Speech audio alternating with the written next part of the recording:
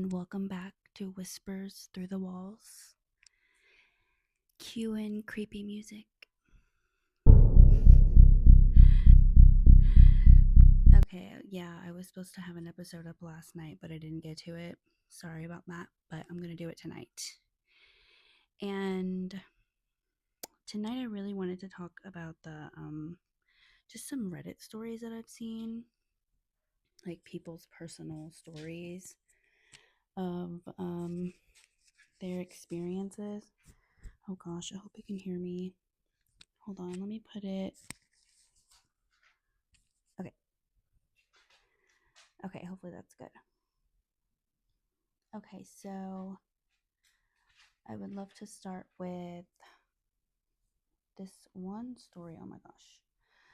Okay, this person's name is Jason, and his story is pretty long, so it's going to be a minute, but it's a really good one.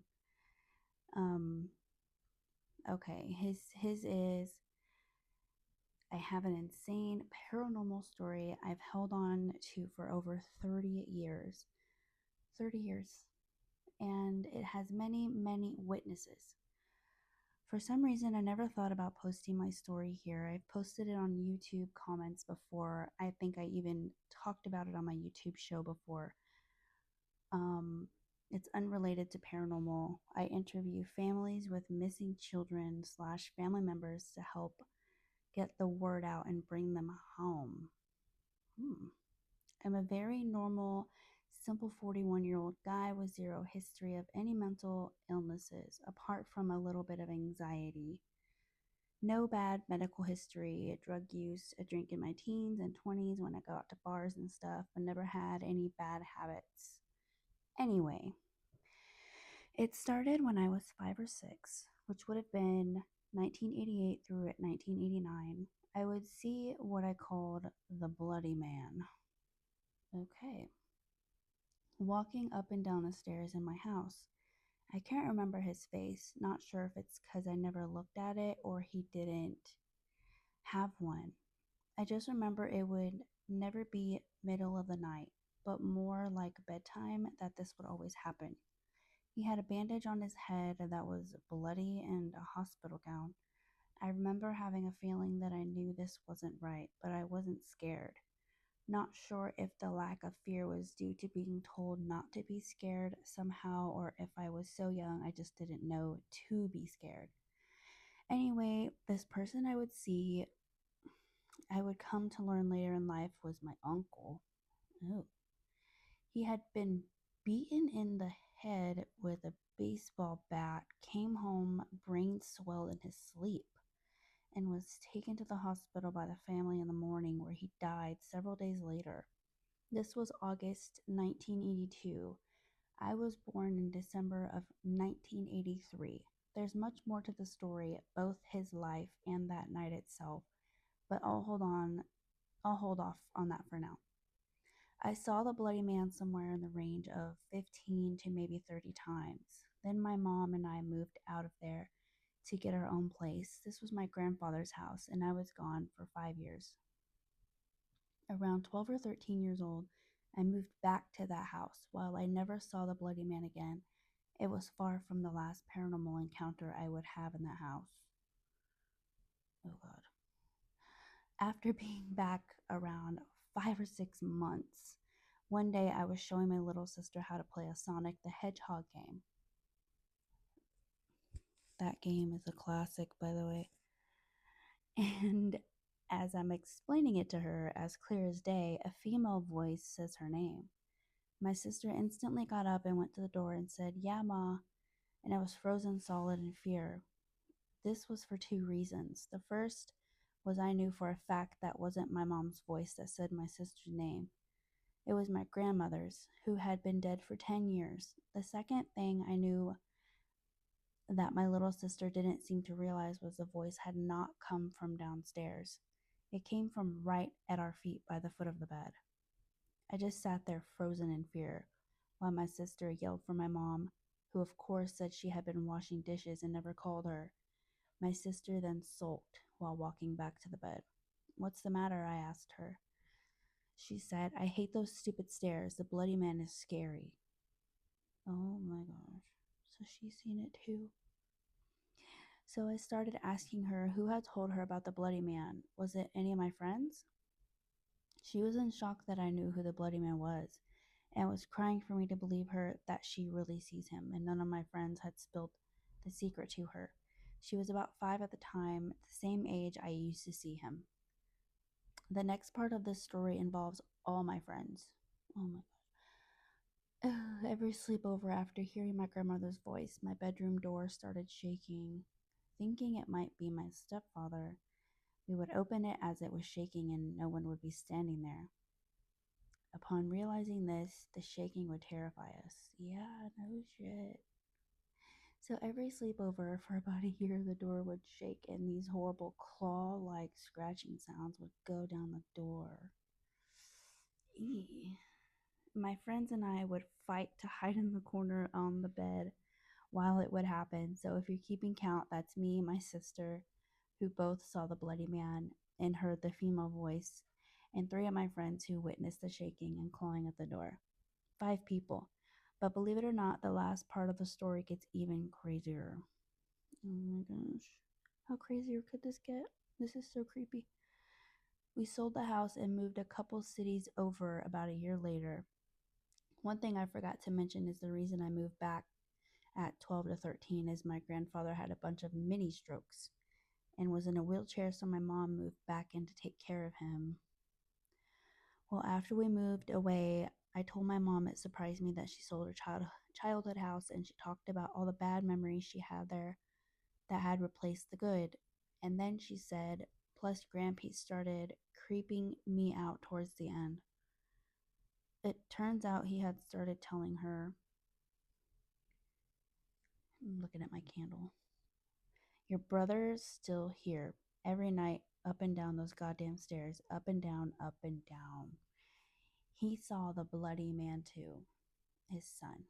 But that's not the craziest part. About 7 to 8 years after selling the house, the guy that bought it saw my uncle in a gym and beelined it towards him, demanding to know what the hell is in that house. He, his wife, and 2 of his kids kept seeing uncle around the house. Oh my.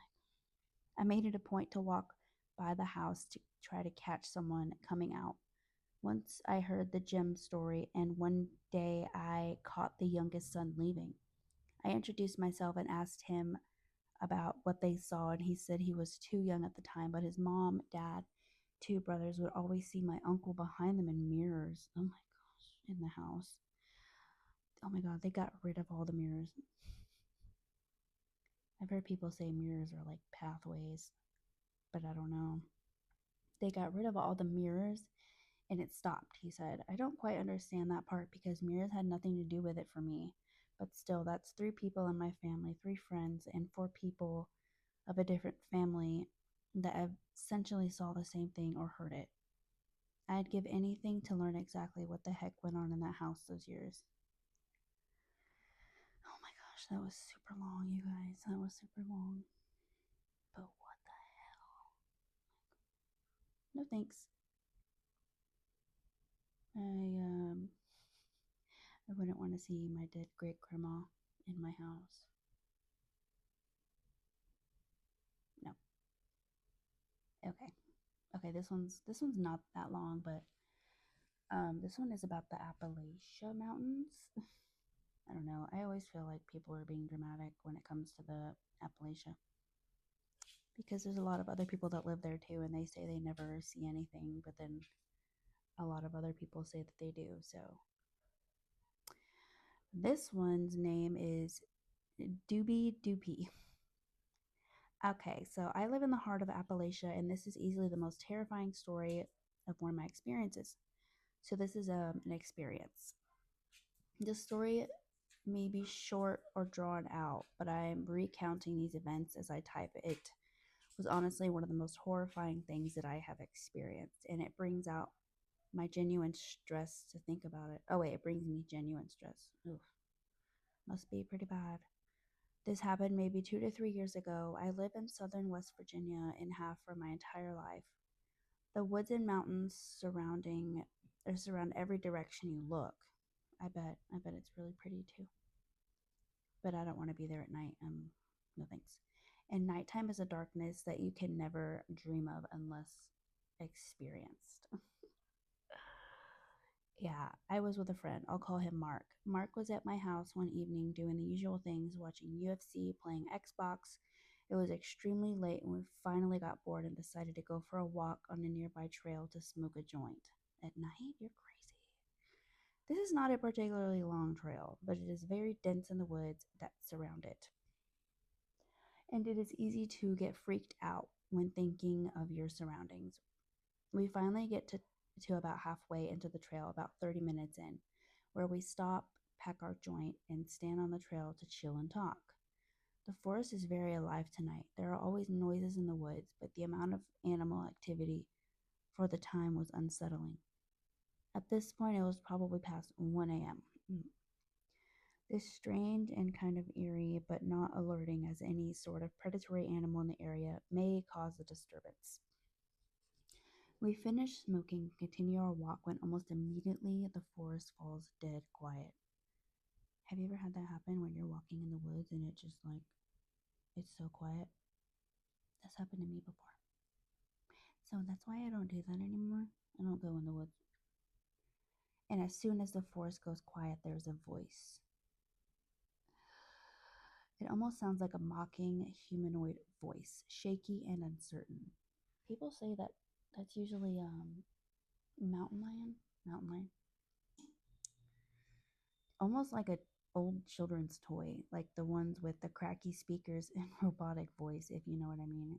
I do. This immediately sets us off. We bolt directly down the opposite length of the trail, but the sound does not gain distance. It doesn't get closer per se, but no matter how far we ran down the trail, this eerie voice remains the same volume, going over and over with no quieting or stopping. At this point, I am convinced that we are in genuine danger. Something I have felt very few times. Finally, after sprinting for who knows how long, we exit the trail, grasping for breath and almost at the verge of tears of how frightening this was. Yeah, that's the adrenaline. We begin to exit the trail, and about 5 minutes from the exit, there is a bone shaking, heart stopping, murderous scream from directly behind us. Okay, see, I know what a mountain lion sounds like. This was not an animal. This was not someone playing or watching a movie. This scream sent birds flying from nests and made my heart drop into my stomach. It was the most, excuse me, genuinely depraved and violent scream that I have ever heard. This is a true story that I have only told to maybe 3 people, all of whom seem to brush it off as false. I've never been a person to push for the existence of the paranormal or spiritual, but I genuinely believe I encountered something inhuman in those woods. Ugh, why's it always got to be the woods? Like, why? Why are the woods so creepy? Oh my gosh, and they're so creepy at night. Oh, it's so creepy at night. Okay, this one. Ugh, this one's like really freaking creepy. Ugh, God, it's creepy. Okay.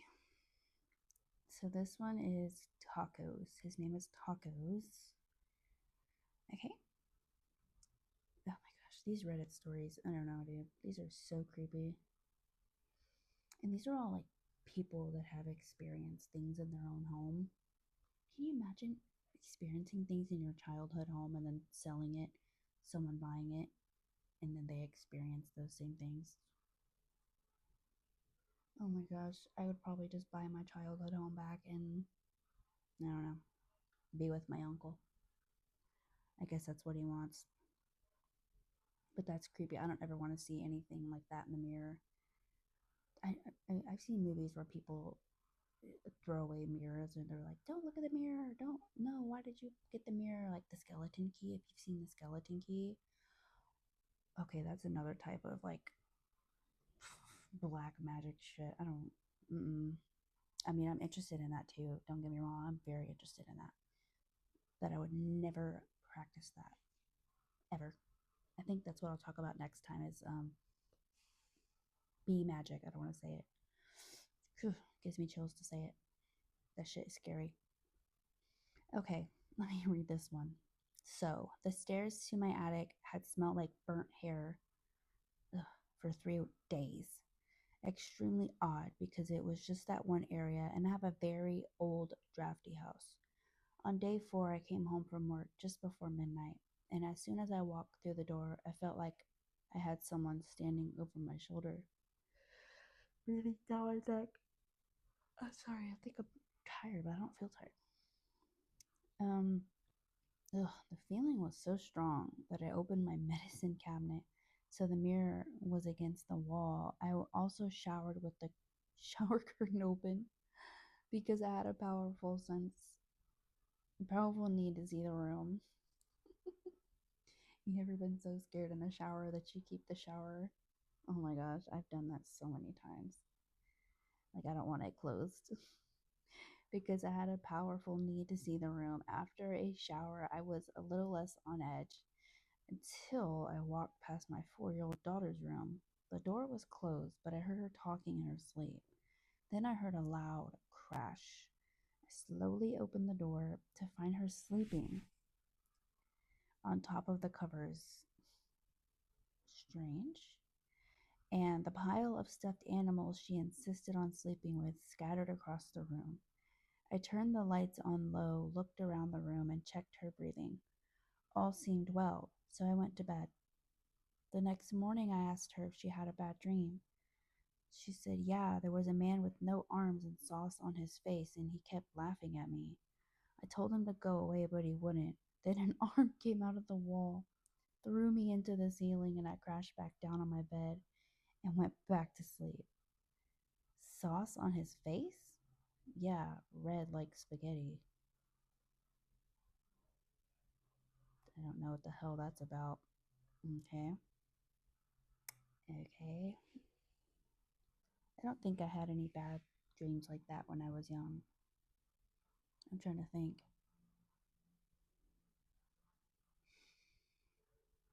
No, I don't remember. I mean, my parents did let us watch Nightmare on Elm Street and Texas Chainsaw Massacre. We really had no boundaries. I mean, most of the part, that was just me peeking around the hallway because I didn't want to go to bed because I was too scared. I'm still scared of the dark, not gonna lie.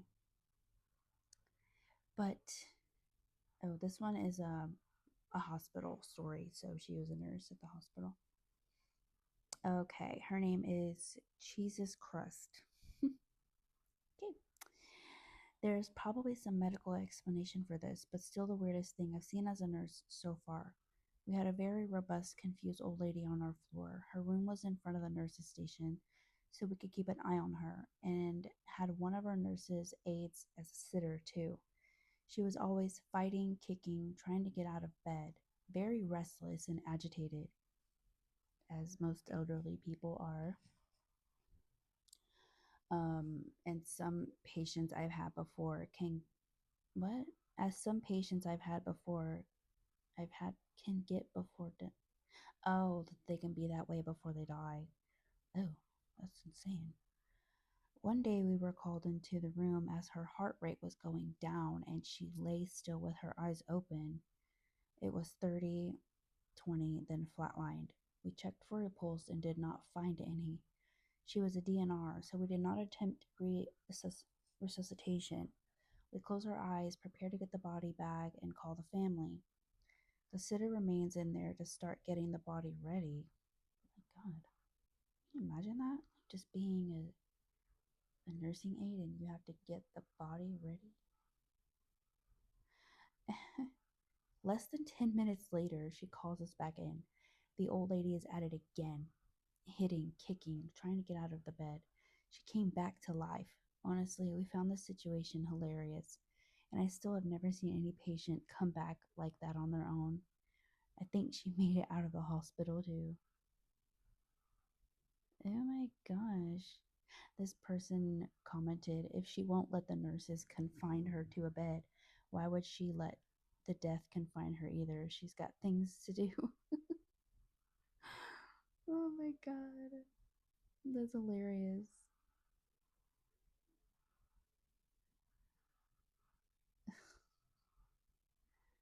Well, I think that might be all my stories. Wait, let me see if I have this one. Yeah. Well, you guys, maybe I can get one more. Let's see.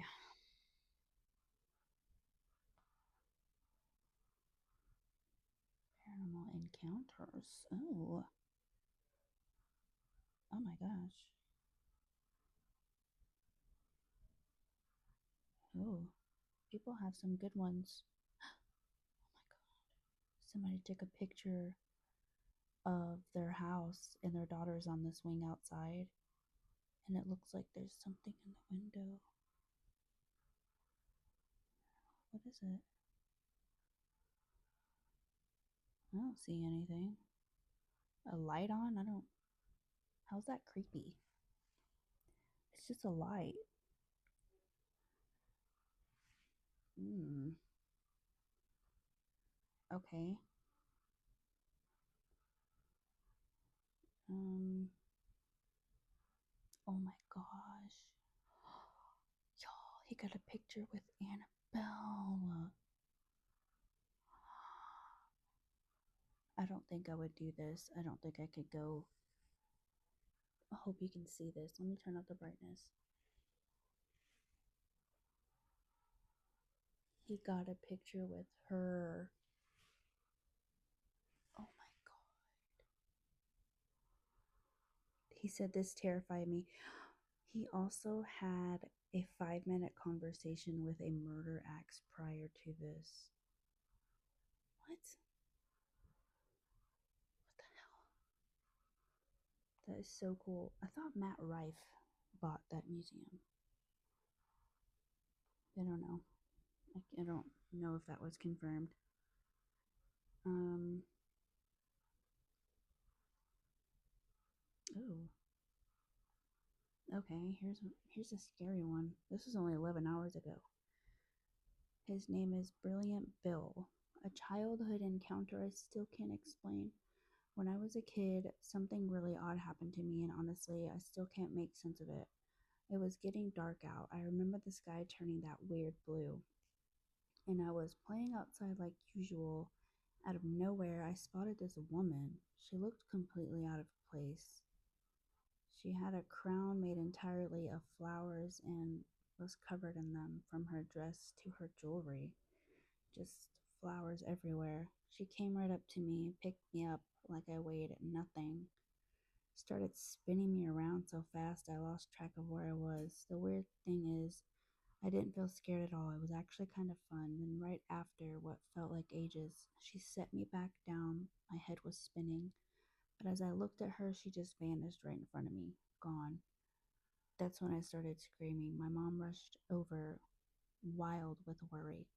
Once I calmed down enough to tell her what happened, she searched all over but didn't find a single trace of anyone. Okay, that's really strange. What the heck? Oh my gosh. These stories are so crazy. These are like all new stories. Ew, that's a cemetery. Oh. Mm-hmm. Oh my god, what is that?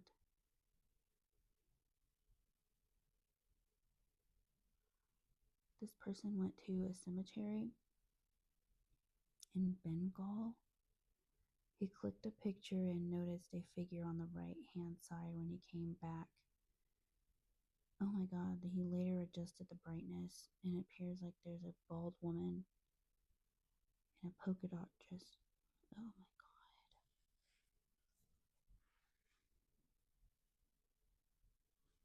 That's from the cemetery that he went to. I don't go to cemeteries. That's really creepy.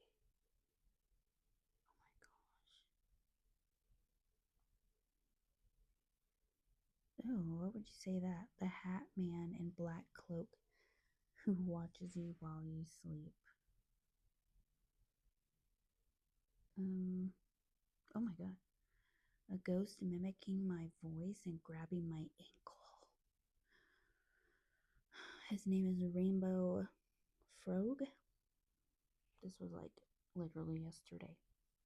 I don't use Reddit a lot, so forgive me if this post is weird or anything. I'm just looking for answers. I posted this somewhere else as well, but I'm adding a bit more here. The extra part I'm adding will be here. This happened around a year ago as well. I was upstairs laying down in bed on my back. I remember it was at exactly 11:59 p.m. as I had just checked the time and sent a text to my boyfriend to come to bed. After I put my phone down, I closed my eyes and started trying to go to sleep.